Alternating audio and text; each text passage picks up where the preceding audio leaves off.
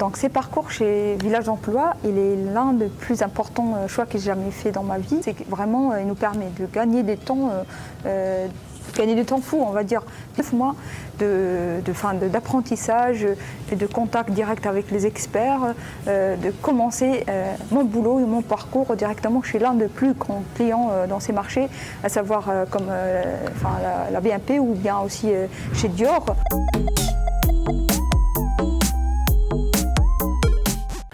Dans les écoles d'ingénieurs ou dans les universités, c'est plus des chercheurs qui font les cours. Au village de l'emploi, en fait, c'est des experts qui donnent les cours.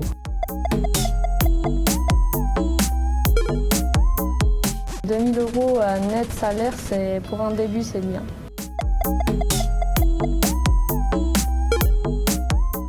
Diplôme, c'est pas équivalent à un poste, même très bon à l'université. Et en sortant, on va se retrouver face à un mur. Donc j'étais à la réception. 3 ans. Travaillé 3 ans dans la réception en hôtellerie. Et hier qu'on m'a confirmé la date du début de ma première mission, c'est dans le secteur de la logistique et de suivi et de gestion du staff.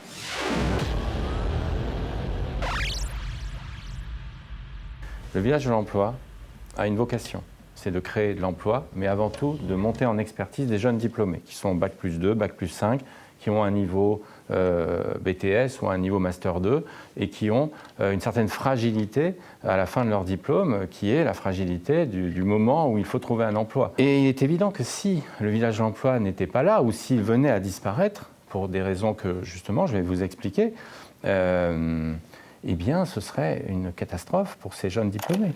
Vous êtes un jeune diplômé avec Bac+2, BTS ou Master 2 et vous pensez que le diplôme donne des ailes, mais à la sortie de l'école, vous vous retrouvez parmi des milliers d'autres demandeurs d'emploi. Vous l'ignorez, mais de grandes entreprises proposent chaque jour des offres d'emploi afin d'améliorer leurs services informatiques. Et pour ce faire, il manque énormément de cadres dans ce domaine. Ce programme était écrit pour les jeunes diplômés. Les jeunes diplômés n'ont jamais l'emploi qu'ils méritent. Par exemple, j'étais formé pour être analyste, chef de projet, et je me trouve assistant à quelqu'un qui programme, vous voyez, une année dans une banque. Donc, je ne comprenais pas. Vous voyez, ce qui me manquait, c'est peu de choses. Côté métier du client, connaître le métier d'assurance, le métier de banque, le métier de grande distribution, etc. Connaître les outils techniques concrètement utilisés sur le terrain, savoir dans quelle organisation ils vont s'insérer. On a réalisé que les jeunes diplômés peuvent être formés dans tous les domaines. Leur métier d'origine devient alors une très bonne base pour comprendre le métier et les besoins du client dans un projet informatique. Le village de l'emploi, ça met en adéquation les jeunes diplômés avec le marché, en fait. Et donc, comme ils ont des partenaires qui recrutent ces jeunes derrière, ça assure aux jeunes, c'est gagnant-gagnant à la fois pour le jeune diplômé et pour la société. Le jeune diplômé, il est sûr d'avoir un travail qui va correspondre à ce qu'il recherche et pour lequel il aura été formé. Et la société, elle est sûre qu'elle va recruter quelqu'un qui sera opérationnel dans le domaine qu'il souhaite.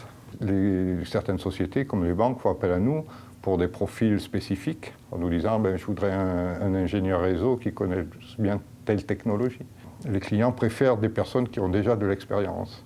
Et jeune dans une équipe, ça fait perdre du temps aux autres personnes pendant leur travail. Donc ça a un coût, ça.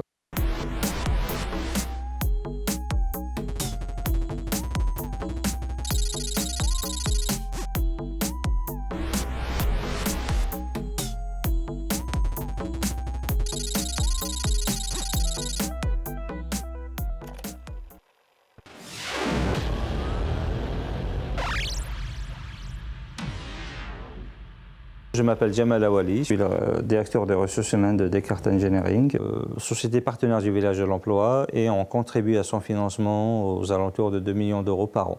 Je vais vous parler un peu des enquêtes que nous avons menées et puis de toute la diffamation et de toute la cybercriminalité que nous faisons face depuis un certain moment.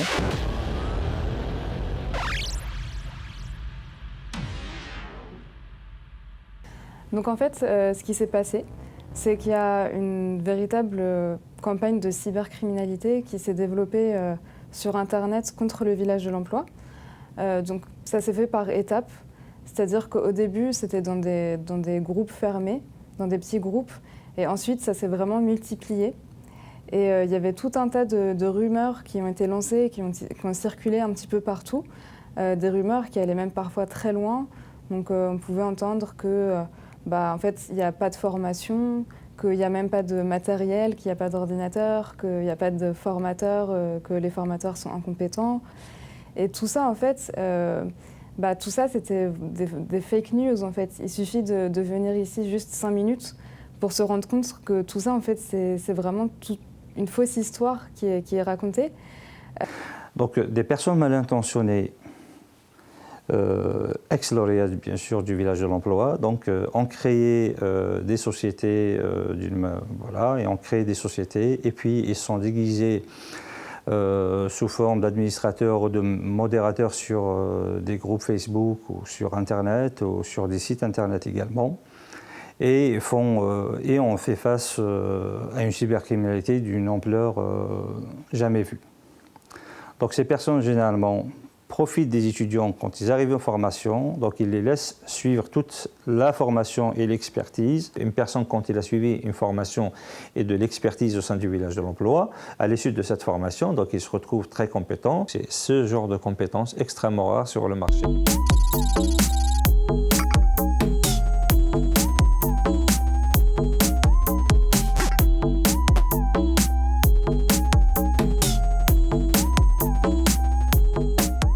En fait, le village de l'emploi n'arrivait pas à comprendre d'où ça venait, toutes ces rumeurs, toutes ces fake news, et pourquoi.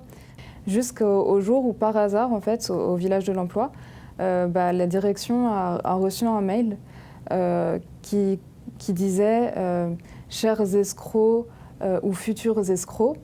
Bonjour les amis escrocs ou futurs escrocs. Comme promis, je vous envoie 2 fichiers à compléter. Le premier est le questionnaire à remplir, adapté à votre situation. Le deuxième est l'attestation de témoin. Donc, pour se tenir au courant et pour s'entraider, voici le forum spécialement créé pour ça. Personne, à part les étudiants ISO 7, ne peut y accéder. Il faut que l'administrateur valide votre inscription, donc, après d'avoir envoyé par mail escroc9@gmail.com pour lui donner votre nom. Aucune inscription ne sera pas acceptée si la personne n'est pas identifiée, comme ça les gens de là-haut et leurs ne peuvent pas y accéder. Personne ne pense, même à un criminel, qui fasse du mal à ses parents. Personne ne pense même à un voyou qui fasse du mal à ceux qui lui ont appris, qui lui ont cherché un boulot. Et on n'y pensait même pas, en fait, pour vous dire hors caméra. Moi, j'y pensais même pas. Parce que lorsqu'on a écrit ce programme, comme on est normal, c'est juste normal, on n'est pas des saints, on ne pensait pas que ça peut exister. Vous voyez, qu'on a écrit ce programme, on a dit les jeunes diplômés ne payent pas, les employeurs vont trouver leurs partenaires, vont trouver leur compte et tout va aller bien. On ne pensait même pas à ce cauchemar. On ne pensait même pas que ça puisse arriver. Le manquement, c'est qu'on a pensé au fond, qu'est-ce qu'il manque à un jeune diplômé pour qu'il puisse accéder à un travail, que ça va être un challenge pour lui avec des confirmés, mais on n'a jamais pensé que ce jeune diplômé, après avoir obtenu tout ça, qu'il va essayer d'aller ailleurs que les employeurs qui ont financé ce programme et qui lui ont permis d'avoir ce parcours gratuitement, cette recherche d'emploi gratuitement, tout gratuit, et aller ailleurs. Le programme n'étant pas financé par l'État, il est financé par ses employeurs, tout simplement pour... C'était au début des procédures civiles simples. C'est juste quelqu'un qui n'a pas payé une formation, qui est parti chez la... C'était juste une histoire de concurrence déloyale. Et puis, ça se complique parce que ces personnes-là, en fait, ils se regroupent.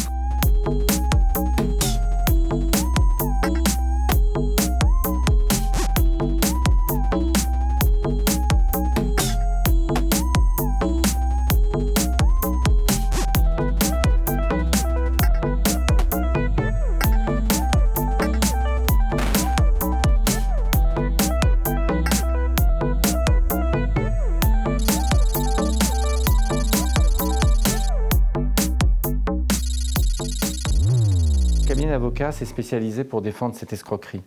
Et volontairement ou involontairement, est au cœur de tout ce trafic. D'une manière ou d'une autre, on a l'impression que ce cabinet d'avocats explique ce qu'il faut dire, comment procéder pour ne pas tenir ses engagements afin de ne pas payer leur dû. C'est une audience qui va durer 5 minutes. Ça, les jugements civils, c'est pas comme le pénal, qu'il y a une enquête.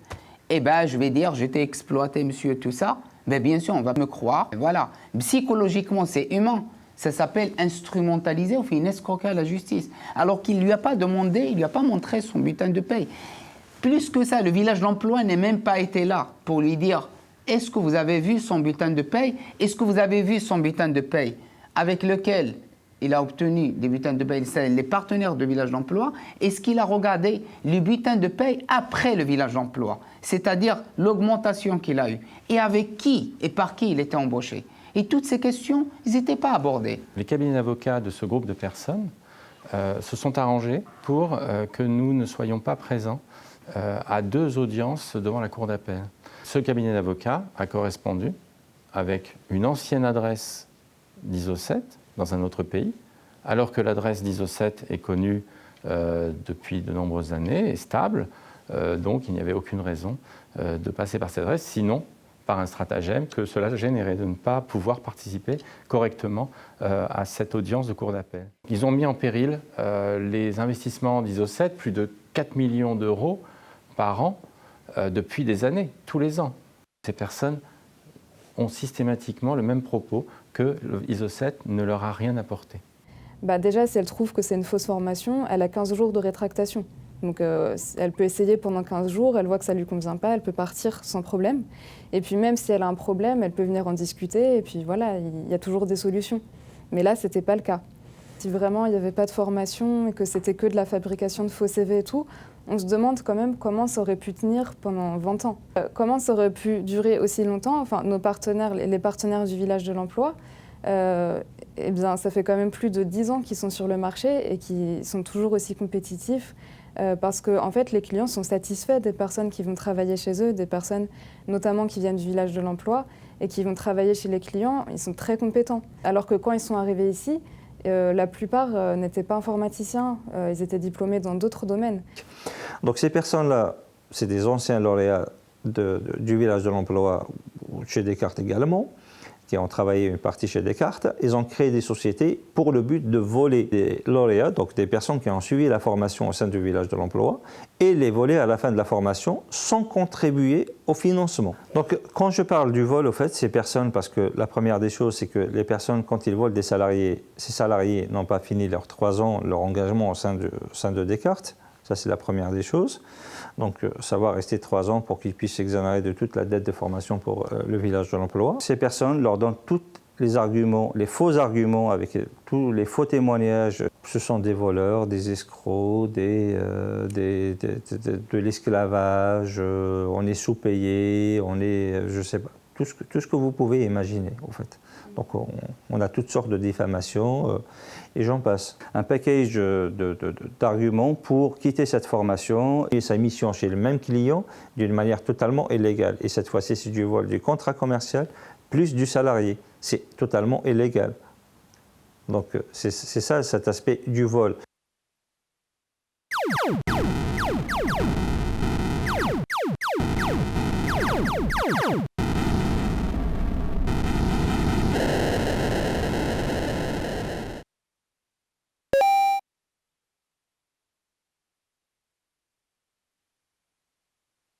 Or que si une personne, je veux dire, s'il souhaite recruter quelqu'un et il lui donne un salaire supérieur qui est totalement raisonnable, parce qu'il n'investit pas un centime pour cette formation, pour trouver cette ressource, pour le former, pour lui chercher du travail, etc.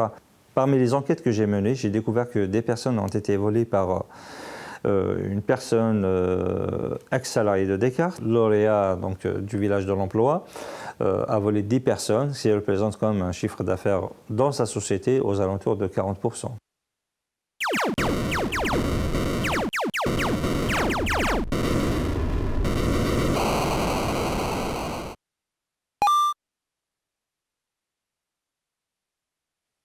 Même les personnes qui avaient des diplômes en informatique, même parfois certaines personnes qui ont 2 Master 2 en informatique, elles ne trouvaient pas d'emploi parce qu'en fait, ce qui se passe, c'est que les clients, ils veulent des personnes qui sont déjà expérimentées. Sauf que ces personnes-là, à l'université, elles ont appris que de la théorie. Et donc, c'est en venant ici, grâce à ce qu'on leur apprend, vraiment, on leur apprend précisément ce qui est attendu chez les employeurs, les outils, le langage qu'il faut avoir, tout ce qu'il faut connaître. Et donc, c'est grâce à ça qu'ils ont pu trouver un emploi. Et donc, ces personnes-là, si on regarde leur carrière, leur parcours, leur évolution, on se rend compte que toutes, en fait, après être passées par ici, elles ont réussi.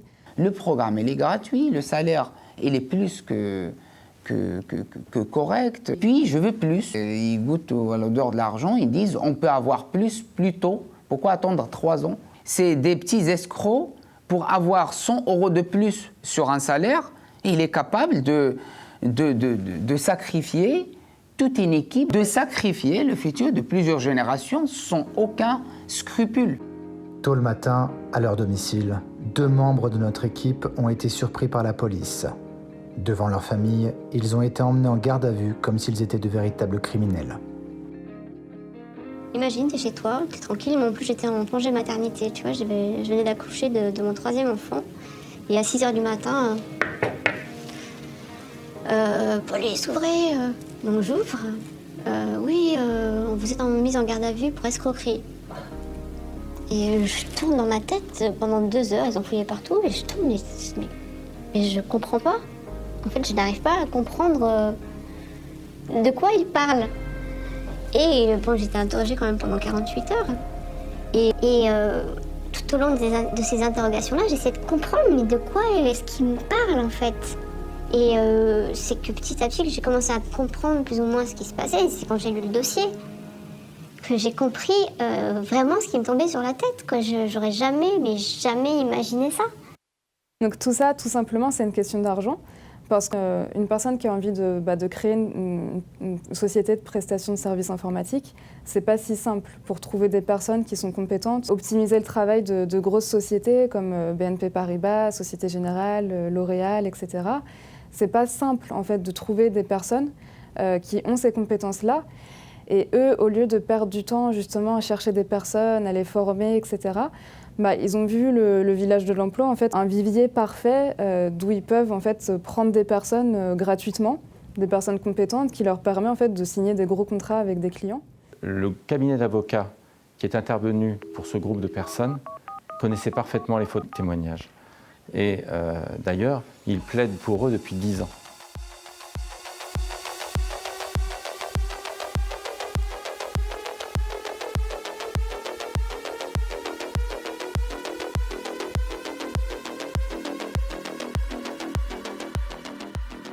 On aurait dit que le destin voulait tester notre équipe sur leurs réelles intentions de vouloir changer la vie de milliers de jeunes diplômés sans emploi. Sommes-nous dignes de cette mission? En 2018, une des figures importantes du village de l'emploi a été arrêtée à l'aéroport en compagnie de ses amis, des professeurs universitaires de renom, suite à une plainte collective. S'en est suivi une nouvelle descente aux enfers. Les uns après les autres s'enchaînaient les éternels interrogatoires de police. Jusqu'au jour où l'un de nos collaborateurs a dit « Tout cela devient fatigant. On vous a fourni tous les documents il y a des années. Vous ne les avez jamais vus ?» Et c'est vrai. Il y a quelques années de cela, notre avocat avait bien préparé le procès. Il était venu en salle d'audience avec 2 valises de documents et de preuves juridiques. Tout ça montrait que nous étions très bien équipés, que l'on disposait de salles confortables, mais aussi des justificatifs de plusieurs carrières lancées grâce à la boîte. Le juge a froidement demandé de mettre tout ça sur clé USB. Plusieurs années après, cette clé a été retrouvée dans un tiroir poussiéreux. Le juge était parti il y a longtemps et personne ne s'est jamais intéressé à ces preuves. Tous ceux qui ont fait cela seront jugés. Et personne ne pourra plus recommencer ce stratagème sans impunité. Il nous a fallu du temps pour nous rendre compte de ces points communs entre tous ces individus et les stratagèmes menés par ces individus, ces personnes avec leur cabinet d'avocats. Ils disent tous qu'Iso7 ne leur a rien apporté, alors qu'ils sont restés 1 an et ils ont fini par ne pas tenir leurs engagements.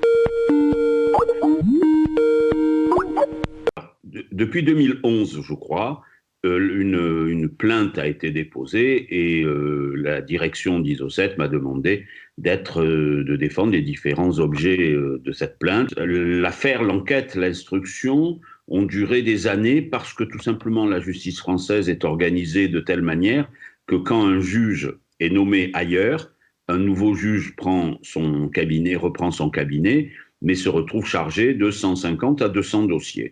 Or, ça a chaque fois, avec 5 juges différents, mis un temps fou à ce que nous obtenions un non-lieu pur et simple.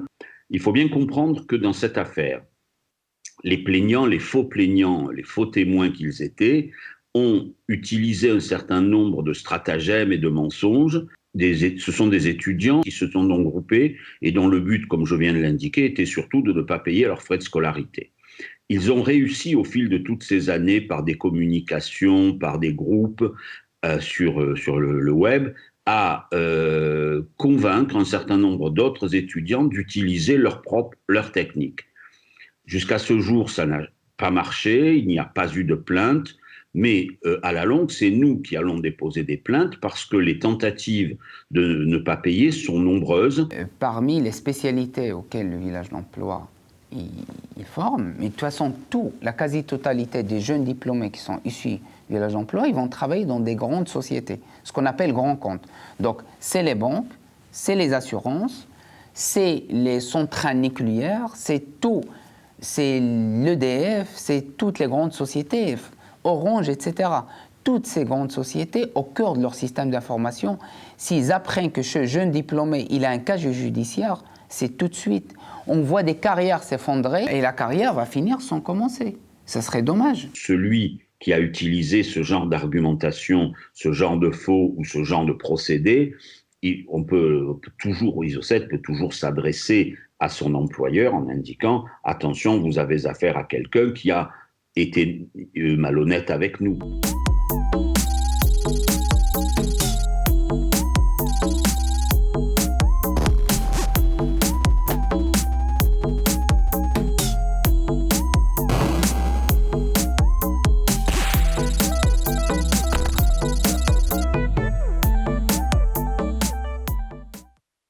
Nous avons mis en place toutes les procédures pour poursuivre ce groupe et pour poursuivre ces avocats. L'enquête va certainement déterminer que ce cabinet d'avocats était au courant qu'il s'agissait de faux témoignages. Désormais, ils ne peuvent plus revenir en arrière et ces faux témoignages sont gravés dans le marbre de la justice. Il est insupportable de voir tout ce travail qui est mis à mal et mis en péril par ces individus, par ces cabinets d'avocats. Et il est insupportable de voir tous ces jeunes diplômés qui perdent autant d'opportunités pour leur vie et pour leur carrière. Même, quels que soient les investissements qu'on peut faire, même de plusieurs millions d'euros, s'il n'y a pas de retour sur investissement, s'il n'y a rien, l'investissement va s'arrêter. Les formateurs, les experts peuvent travailler ailleurs. Ils ont travaillé sur le terrain, ils ont travaillé sur des grandes sociétés. Il peut trouver des jobs sans problème au-delà du village d'emploi. Si on a des experts, les stars de la IT qui se trouvent au village d'emploi, c'est un problème. Nous, que ce soit moi, déjà je suis ailleurs, je ne suis pas au village d'emploi, que ce soit les experts qui travaillent dans le village d'emploi, la direction du village d'emploi, on a un clin d'œil, ils partent ailleurs, ils vont aller. C'est le problème de qui? Le problème des générations qui arrivent. Donc en fait, ces personnes-là, bien sûr, elles vont développer leur carrière, parce qu'en informatique, ça va très vite et on a très rapidement, au bout de quelques années, des salaires très attractifs.